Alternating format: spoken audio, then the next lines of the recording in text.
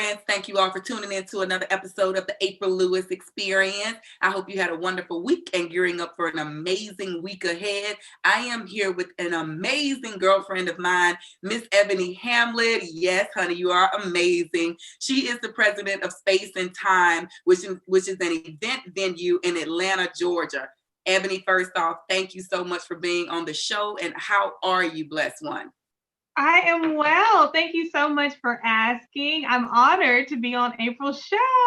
Yay! I'm so honored to have you. And you know, this space is just a place that I love. And all we do is share stories to help women actualize their dreams by seeing it doesn't matter where you are, you can get to where you want to be. And the proof is in the pudding. And that's why I have amazing women like you that come on and talk about your journey. So I first want to set the tone for this conversation.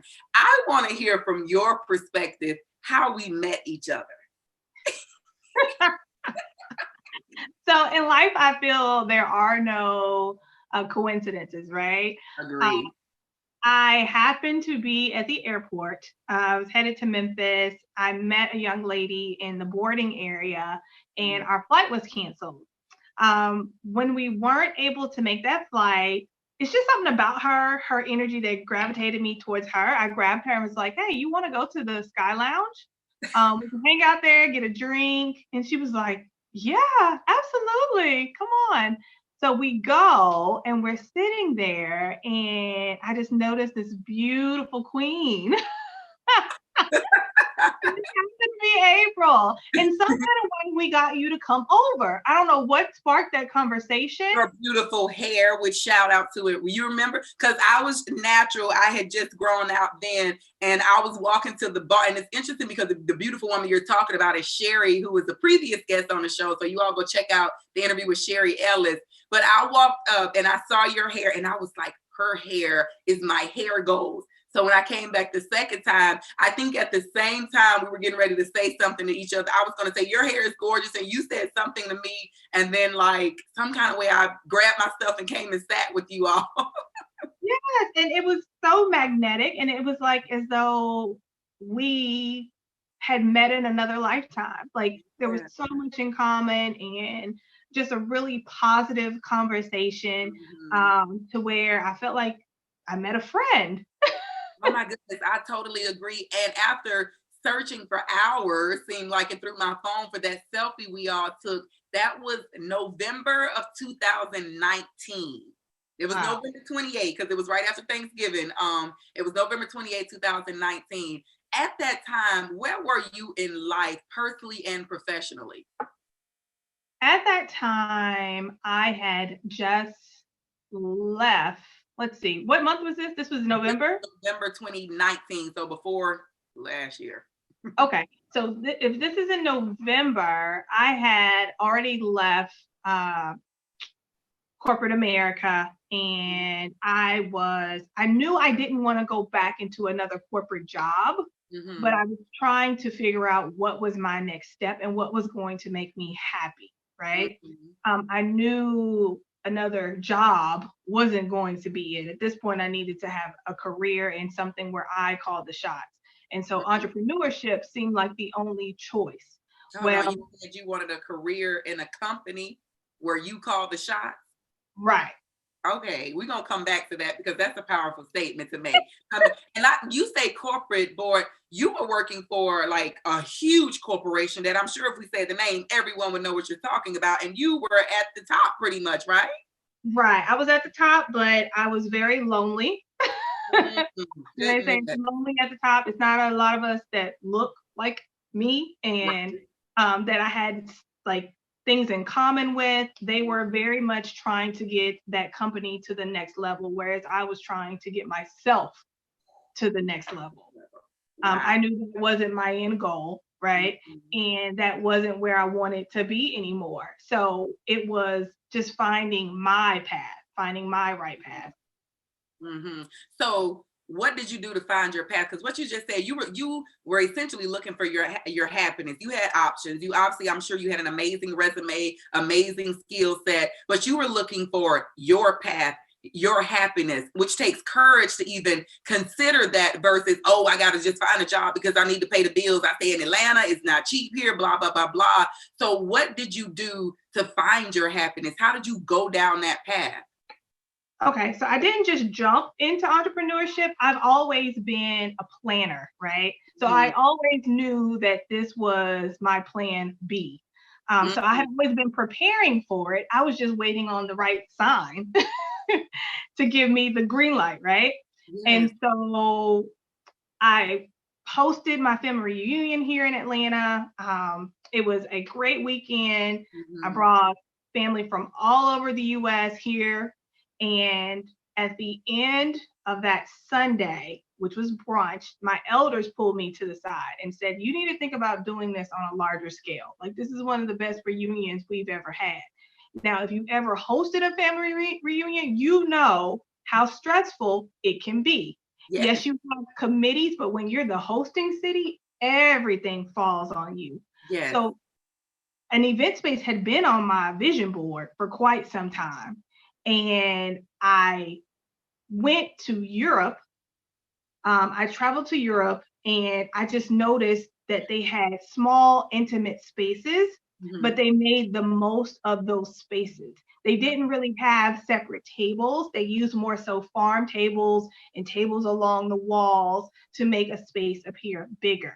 So I always knew I didn't want this large venue. I knew I wanted something small. So I used my travels. I also went to Brazil that same year.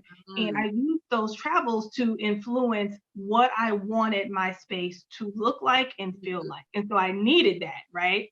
And those are trips that I would not have been afforded 2 weeks here, 2 weeks there, working for corporate America. So I had to leave that structure. Yes. And then as soon as I got back, and I just left you guys, I got back and I started my search for a venue. Wow. I started my search for a venue. It took me about a month to find exactly the perfect venue. So that would have put us at the top of 2020 when you started searching for a venue. Top of 2020, it took me a month to find my venue. So that was all of January. I signed my lease at the end of January. I opened February 1. February 1, 2020. February 1, 2020. Which was literally 4 weeks prior to COVID shutting us down. COVID shutting us down. I ran great sales up until then. We were booked up until May of 2020, and just me opening in February. Think about that. We opened in February. I'm booked out until May. That's insane. And then COVID happened. That's insane. So it's two things about you that I don't think I'll ever forget. So I had the luxury of going to her amazing home, which you can kind of see the background. It's filled with such inspirational and cultural artwork. And I just love your space. And I remember your vision board because I too am a vision board. I haven't done a vision board in years.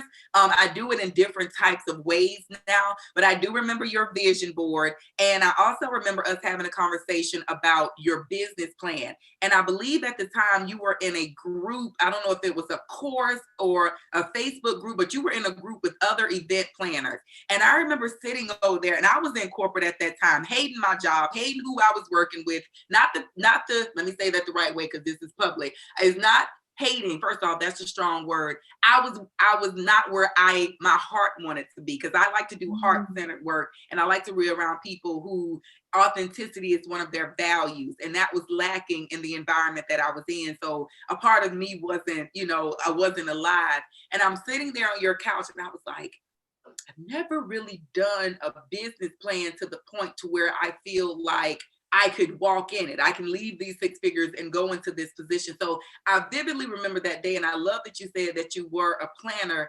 So for a woman that's watching this right now, and she just has a heartbeat for something, a heartbeat for service, want to start a daycare or her own nonprofit or whatever the case may be, what advice can you give her on the planning phase of it? Like before, because you said you got a sign, which I don't know what I want to hear what that sign was, but for those that's listening, like, where do I start now? What does planning actually look like? Planning means that so your business plan is your playbook, right? It's what you go to if things are going great, if things are going not so great, because you want to make sure that you're going according to plan, right? In your business plan, you are talking about your marketing, you're talking about your spending, you're talking about how much you need to bring in as far as revenue is concerned every month and every day. It's broken down even to every day. So you know if you're on track to meet your goals, right? So you definitely want to write out those things, because if you fail to plan, you plan to fail. Hell, every day of the week. Right. And so if I'm considering leaving a company, I need to know how much money I need to make per day to sustain my lifestyle. Or I need to cut back, right? You need to figure out how to make those cuts. So my biggest, I guess, piece of advice would be to really write down what is needed to get your business up and off the ground, and let that be your goal by any means necessary. So if you need to cut some things out, and I think that's actually one promise that we made to each other, is that we were going to stop eating out, right? DoorDash, honey. Yes. I saved a lot of money at the top of the year because of that. And so that helped get my little sugar pot together so that I could invest in my business. So those are things that you definitely want to take into account. And for me, I wasn't opening an online business. I had a storefront, which means I had rent every month. So I couldn't just leave and say, hey, I'm going to figure it out, make it do what it do. No, I needed to have a plan in place that says, okay, if A isn't working, then you need to shift to B. If B isn't working, then you need to shift to C. And so that was the approach that I took with my business plan. And thank God that I did have a wonderful support system around me as far as family and friends. But the event-based group that I belonged to was very helpful in terms of encouragement, because I would see other people doing it, which made me know that it was attainable. And you want to watch who you have around you during that time, because you're birthing something within you, and everyone will not see your vision, and you can't take everyone with you, but you want to find people that are helping you nurture that goal, nurture that dream, and anything else, you just need to put it to the side. Girl, you just said a mouthful right there. I remember when God gave me the word on February the 20th, so much happened for us, me, you, and Sherry, just in a short period of time. When God gave me the word that it was time to leave, every person that I called, with the exception of one person who wasn't a friend or associate, it was just somebody I was conversing with, every person I called was like, you got this, yay, let's go, how can I help? So it is so important to have that right tribe of people around you to be connected with, because for me, I was a speaker. I knew I obviously was going to be speaking and coaching. And so when I got the word, COVID came, and then I'm getting all the emails that all my speaking engagements were canceled. You know, we aren't going to do this. We don't know if we're going virtually. And so I literally just was like, okay, God, you told me this. You are my provider. What's next? And my daily prayer was, God, order my steps. And I would just sit down and get on my computer, and I would move towards something, you know. And again, I didn't have this formalized business plan, but what I knew was that I had a voice, I have a message, and I'm able to help people literally go from a dream or a thought to realization. So saying all of that, your network, your tribe, what is keeping you up now and kept you up in 2020 when at one point you couldn't have an event in your space because we were putting time out? So what does support look like for Ebony today? Support looks like just positive affirmations, right? Ooh, just positive words. I don't necessarily need financial help from anyone, but it's just the positivity. It's how you look at life, right? If you look at life as glass half empty, I don't need you around me whatsoever. Yes. My tribe is all half full. Right. Like we got enough to drink and we can add more. Yes. So it's just that energy, having that energy around you. Energy is powerful. Energy transfers. And you want to, again, if this is your baby, you want to protect your baby. Mm-hmm. I could have easily been like, woe is me. The world is shutting down. What am I going to do? I didn't qualify for any of the government assistance because I just opened my business right before COVID. They wanted you to have a year's worth of tax returns to prove that you were in business. And quite frankly, I didn't have that. But I was very vocal with my landlord. I let them know, hey, this is a pandemic. This is not something that I could have planned for. This is not something that you could have planned for. But if people can't meet and have events, I can't pay you. And they very much understood. Yes. Yeah. And so when you say like God will order your steps and he will make provisions for you, and that's what happened, because I didn't have to pay rent for 4 months. Praise God. And I just signed a lease. They could have very well said, run me my money. Yeah. Because let's keep in mind, they too are a business, right? That's their business. And I'm sure they live off the rent space in some capacity. And it's dependent upon clients like you taking, renting out monthly. So it was a ripple effect for everybody last year. Let me ask you this, from January, you opened up in February until now. Have you ever felt like you wanted to quit, or you felt like you made the wrong decision? Never. That has never crossed my mind. If anything, it has energized me more. Yeah. I'm actually coming up on my 1-year anniversary. Yeah. We're a couple days shy of February 1st. And it just lets me know if I was able to attain this and achieve so much in year 1 during a pandemic, yes, baby, it's nothing I can't do. Sky is the limit. I'm only just started. Yes, that's one of my favorite things. Like, there is nothing you cannot do, be, or have. And I love that. And there's one thing that I want to lift up before I let you go, because I know you have to get to your space. Marketing. Because marketing is an interesting art, because it doesn't matter how amazing, like this shirt, I'm marketing.